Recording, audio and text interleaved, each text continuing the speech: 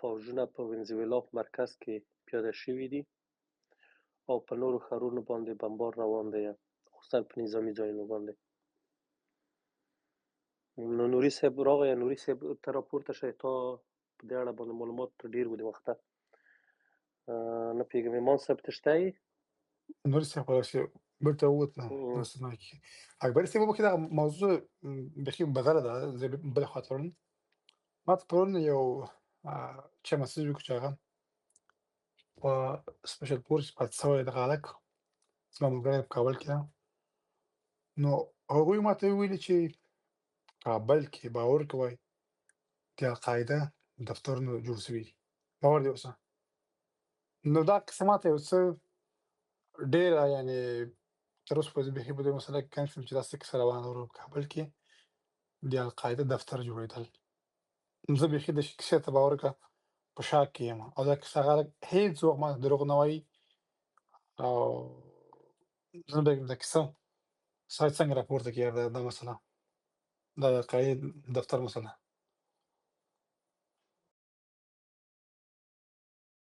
زه نه والله پوهېږم، غیر رسمي هغه خو ډېر دي. په ملګرو ملتونو د امنیت شورا راپور کې هم ډېر واضح لیکل شوي دي چې دا خلک شته دي. نه دا هلک هم زه زما وایم چې نږدې زه فکر کوم چې په هغو باندې سړی یوه ورځ منفصلا بحث وکړي او داسې قوي بحث وکړي د افغانستان مسله. اوس زه فکر کوم د وینزویلا باندې بحث کوئ نه کوئ نه پوهېږم په دې غاړه باندې. امام شته یې؟ امام خو نسته، خو تر امام اوسه یورې داسې راغلل شي په نوري باندې بېرته وتښتي. هغه راسي بېرته چېرې په ناسته کور کې مېلمه ده پوه شوې، لږ راوځي پاڅون صاحب بېرته ستا بیا ننوځي. معلومات څه دي د وینزویلا نه؟ پاڅون صاحب ته لاس پورته کړی دی، مهرباني وکړه. سلامونه. دا قصه خو ډیره کلیر کټ ده، دا ستا دغه اصطلاح استعمال کړه ښه. او بل دا خو بیک یارډ کلیرنس روان دی، تاسو ته ښه معلومیږي چې دلته هغه خلکو چې هغه د امریکا د منافعو ضد او حتی د کاناډا او دغه څوک چې په دغه کې اتلانتیک کې شامل دي، د دې ضد منافع دلته تحرکات لرل. پاناما غټ مثال دی، د پاناما امریکا جوړه کړه، 83,000 پکې د امریکایان پکې ووژل شو د په جوړولو کې. اما د دې کې چې یو چین پروت و، چین یې ترې وشړلو، هغه ځکه قصه ډېره جدي نه شوه. اما پاناما هم د وینزویلا خو دغه کوم وخت نه چې مدرو دوی ډیکټیټرشپ اعلان کړی دی، دې کې وینزویلا کې دوه دغه دي که نه، د مدرو چې کله انتخابات کېدل د دې مخالف ګوند وړي وو تقریبا، هغه به یې امریکا ته راوویستل شو، راغی دلته، هلته هم ورسره کومک وشو. یعنې اوس که دغه د ګراوند فورس څو خبرې کوي، دا خو اصلا سرجیکل اپریشن و اکبري صاحب. سرجیکل اپریشنز داسې چې اول ته کرپل کوي یو ځای، هغه مثلا دافع هوا سیستم یې د هغوی د میدانونه او هغه کم محل قمانده چې ورته وایي که نه، چې هغې ځینې ته پلانګذاري کوي، دا ټول ته په نښه کوي. اول نه یو انرژي رامنځته کوي، بیا دلته داسې ویل کېږي چې هغه ملیشې چې د مدرو تر ضد دي، هغوی ته بیا چانس پیدا کېږي چې هغوی راشي او دغه کیاس نه ګټه واخلي. ګراوند فورس اوسه پورې چې دی تثبیت شوی نه دی، هغه قصه چې ده د ګراوند فورس اوسه پورې نه ده، ځکه اما دلته یو نور څوک چې د نظامي بخش کې وګورئ، کله چې اپاچي ډپلوی شي، اپاچي ډپلویمنټ همیشه د هغه ځواکونو سره یي چې هغه ثقیله مثلا پیاده قواوې چې کله په ځمکه شي، بیا اپاچي ورسره دغه کوي، حمایه کوي په پاسه. نو دلته هغه نظامیان چې هغوی په دې کې تجربه لري، هغوی وایي چې موږ په دې شک لرو چې ګراوند فورس تللي دي، هغه پیاده قواو ښکته شوي دي او هغوی بیا کوارډینیټ کېږي دغه اکبري صاحب هغه ملیشو سره چې هغوی د حکومت ضد دي. نو که بیا دغه کوارډینیشن شوی بیا او اپاچي ته په کتو سره دا امکانات شته. اما بیا بل طرف یې وایي چې نه، دلته دغه کښتۍ ډېر نږدې ولاړې وې د دوی په دې سواحلو کې، نو اپاچي ضرور نه دی چې ډېر مزل وکړي، نو ځکه یې راجګې شوي دي او دا بمبار یې کړی.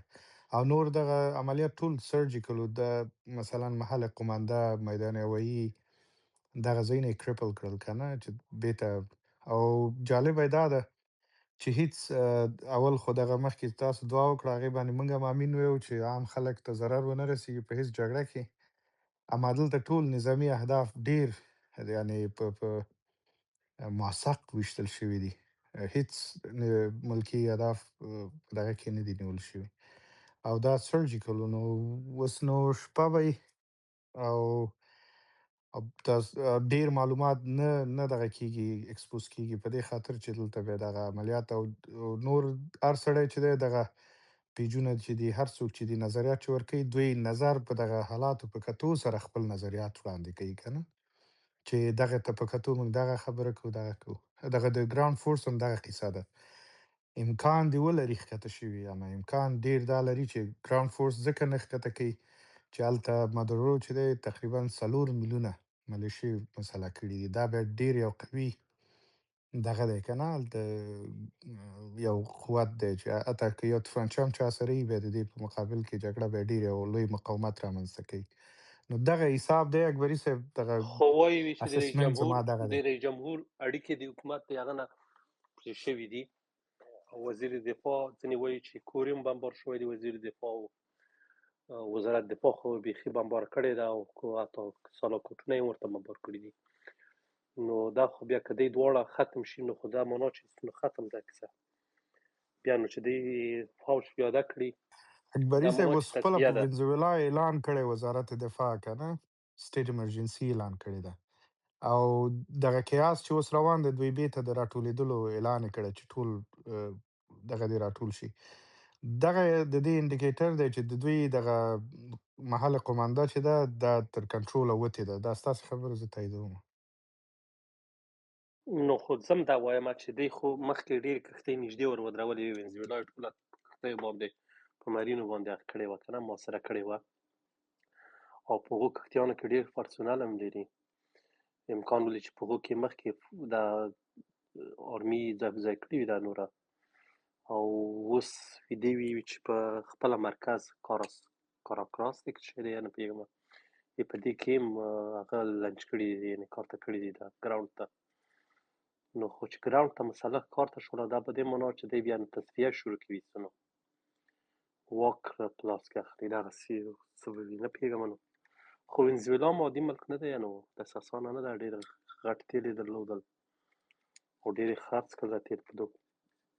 نو نه پوهېږم چې څنګه به وشي. خو د دغو بیا نه پوهېږم، دا بحث سبا ته نوري صاحب که جوړ کړي چې داسې مشهوره په دې برخه کې بلد خلک وي، د نړۍ په اقتصاد باندې به تاثیر څه ولري، په امریکا او په دې سیمه په کاناډا په اقتصاد څه تاثیر ولري. بس والا دا جنګ که اوږد شي بیا خطرناکه دی، او که یې زر تصفیه کړي نو هغه بیا هغه یې کم دی. په هر صورت پورې پاراډوکس صاحب راغی، دا نوري ته راپورته شه. نوري نوي تازه معلومات څه دي تا؟ نوري ته والا تم ځان باندې موږ کړی اوس بره هر ملګری چې په دې برخه کې معلومات لري مایک ته راوغواړي، په دې باندې به یو څه کې بحث وکړو سبا ته. بیا به سبا ته سړی به نور غټ سپیسونه پرې جوړ کړي، سبا ته پورې عالم معلومیږي که څنګه هغه. خو اوس اجازه ده. مهرباني پاراډوکس صاحب ته خو د قابل سلامونه احترامات ټولو ته بیا هم تاسو به شپه یې. او بس دا د امپریالیزم او د کولونیل قواو دا خو عادت ده چې څنګه چې اوس پخوا چې وو 1991 نه مخکې د شوروي اتحاد د امریکا او د غرب وسله چې وه متاسفانه مجاهدینو بعد له هغې نه چې امریکا یو پاتې شول، او سیه او یو صدام حسین، قذافي، همداسې بشار الاسد، او خیر زه هغه نه یم د بعضو طرفدار. وینزویلا خو دا خو تاسو ته نږدې خپله تاسو هم امریکا کې یاستئ، مخامخ د امریکا مخامخ پرته ده، د ټولو یو قوي ترین هیواد ده.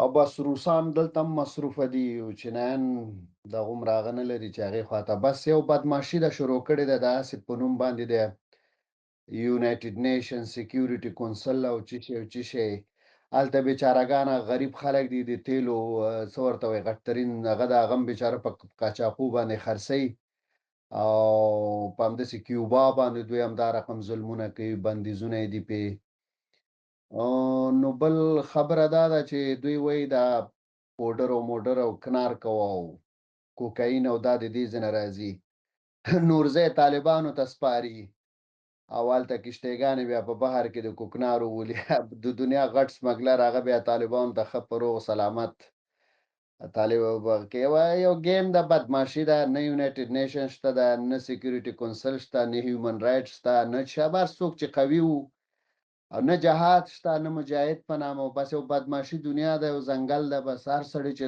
زور قوي وو بس ولی بس دا شکر یو شی ښه هغه شو معلوم شو دا یو څه موده مخکې یو څه اندازه خلک غولیدل چې دلته ملل متحد ده او پلانکی ده او امنیت شورا ده او ویټو ده او 15 جمع یو ده او اتومي نه بس چې چا بدماش ده بس لکه دم ډبک یو ځنګل ته جوړ شوی ده بس جګیږي او ملک باندې بمباري کول ته کشتۍ د کوکنارو راولې وی د پوډرو نو پوډریان خو ته غټ پوډري خو ته طالبانو ته وسپاره بیلیون ستا سیګار خپرې چې 3 بیلیون ډالر د کڅنګ د کرزی ورور د دنیا په ټاپ سمګلرو کې راغی پس بدمعشي د غزا ډیر مهم ځای ده څه خبره پاناما کانال باندې او چې بزنس د تیل دی بس هلته په ایران باندې دا رقم د اوس ګورې ښه تاسو د ارامي توپ ته وګورئ د ټرمپ او د امریکایانو